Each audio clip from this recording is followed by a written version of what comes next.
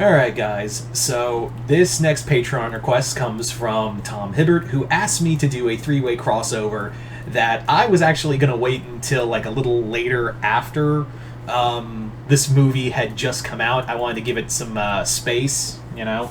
But yeah, so this is a Batman Inspector Gadget Scream crossover.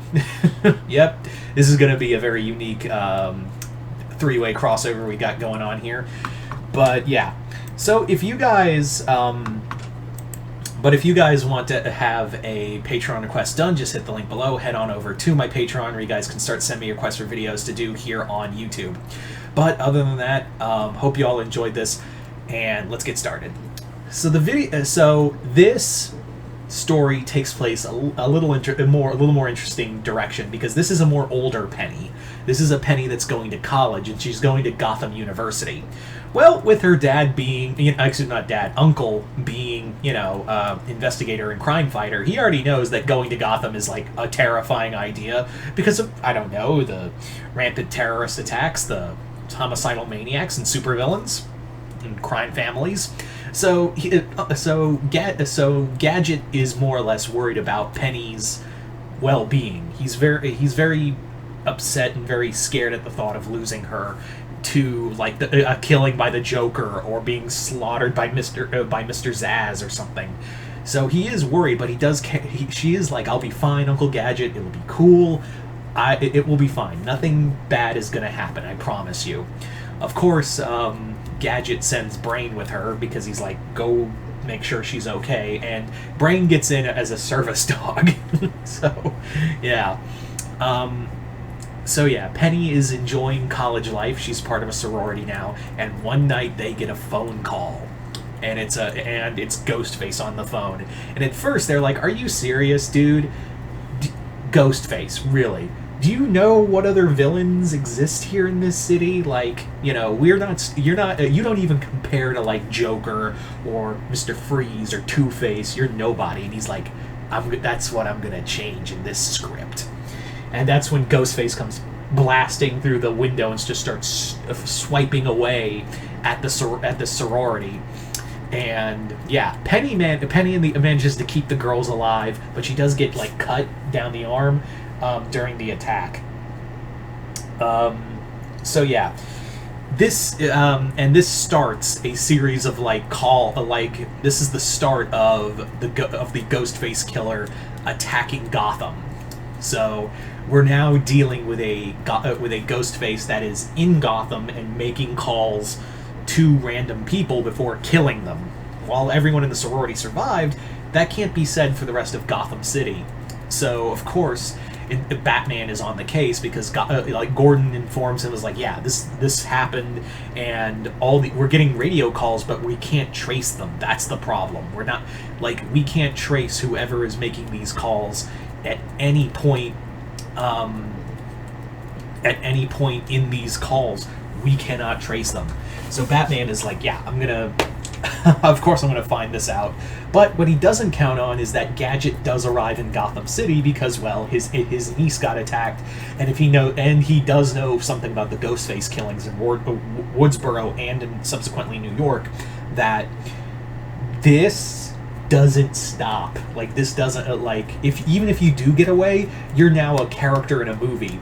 So Inspector Gadget does arrive, and his presence doesn't go unnoticed by Penny, who's like, you didn't need to come, I was totally fine. And he's like, Penny, I make sure that my aunt, I used to be really good at the Inspector Gadget voice. but Gadget is just like, I'm gonna make sure whoever is this Ghostface is brought to justice. Of course, when Inspector Gadget arrives in Gotham, he didn't go unnoticed by Batman. And Gadget is like, Batman! It's always nice to meet a fellow crime fighter. And Bruce is just like, go home. So he just tells Batman, Batman straight up tells Inspector Gadget, look, I understand that you are, a valuable crime fighter in your own right. You dealt with Mad and other forces, but this is Gotham. You don't, and I've read your record, and I've seen some video of you. Very very unbecoming, I might say. And Gadget is like, look, I know, I know, but I can do this. I'm Gotham equipped, and he immediately falls on himself. He's like, oh, but listen, my niece was attacked that night. She was a part of that sorority that was attacked by the Ghostface killer, and I want to help in any way, shape, or form that I can. So Batman is like, okay, fine. So he brings Gadget to the Batcave, and Gadget's like, wowzers. So the two of them team up, and are looking at are listening to the recordings, and also like have a dialogue. And and Gadget is like, well, where's everyone else? Where's the rest of the Bat family? He's like, I've got them on all points. When I'm working on a case, I have them on other points to make sure other villain. Because I always found that weird. Like, why is it like when Batman's dealing with a big case, he's by himself, or sometimes have Robin, but sometimes not. So I wanted to have, like, in this explanation that whenever Batman's dealing with a big case on his own, he has the rest of the Bat family, like, take point in case some other villain... Because, yeah, the other villains aren't going to take, like, a holiday or something. They're going to try to fuck around with shit. So, yeah, that's the idea here, is that when Gadget asks, where's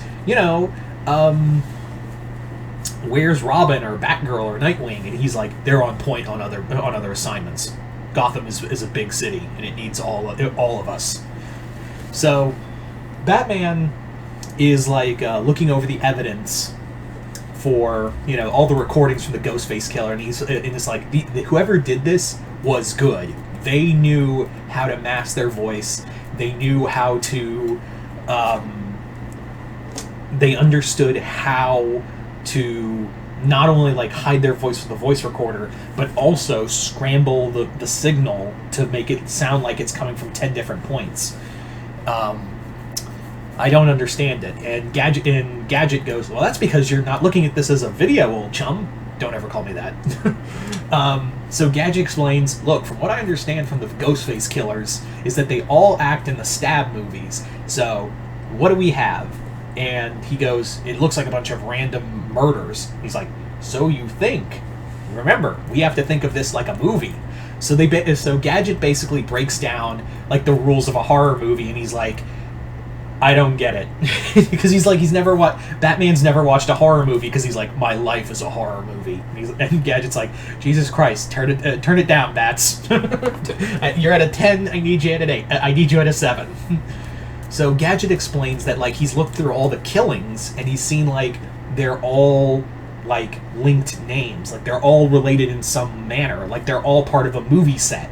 These were all like tangentially connected to like movie producers or actors or stars, and he's like, we're in a spin-off. We are, if this was a movie, we'd be in a spin-off, and that means all of us are game. We're all fair game in this spin-off. That means the rules don't. And Batman's like, the rules don't apply. And he's like, exactly. And Batman's like, movie, son of a bitch. So Batman tracks Batman's like, yeah, I think I know what's going on. So Batman and Gadget have Penny set up another call, and she gets a call from Ghostface, and she goes, Ghostface, there is a face in there, right, Basil? And that's when Ghostface is like, oh shit, because it's really Clayface. Yep. In here, Clayface had been killing people to make like an art, to make like it was killing like as a movie, and he's like, it was meta commentary, and he was trying to make like an idea from he was killing all these people who are tangentially connected to movies, because at one point they were all connected to Basil's old movies. They were all connected to Basil Carlo's old monster movies, and he got blacklisted, and they actually blacklisted him after he became Clayface the first time around. So he was using the identity of the Ghostface killer to murder them. He's like, what better way to kill people than, kill moviegoers than with an actual movie plot, right? So, there you go. Ghostface was really Clayface. And, yeah.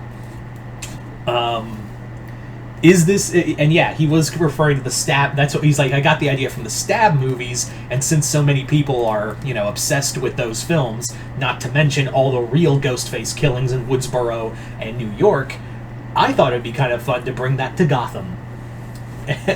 Because Clay, yeah, sorry, it's not like Billy Loomis or Stu Macher or whoever who gets who is it? Because I thought that'd be kind of fun because it's, you know, Clayface is always connected to movies, so yeah, why not have him as a movie shape shifting into an actual movie killer to hide his murders, because you don't know who Ghostface is, so that makes sense.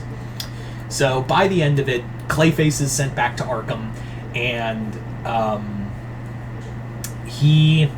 and Penny gets to stay in the university.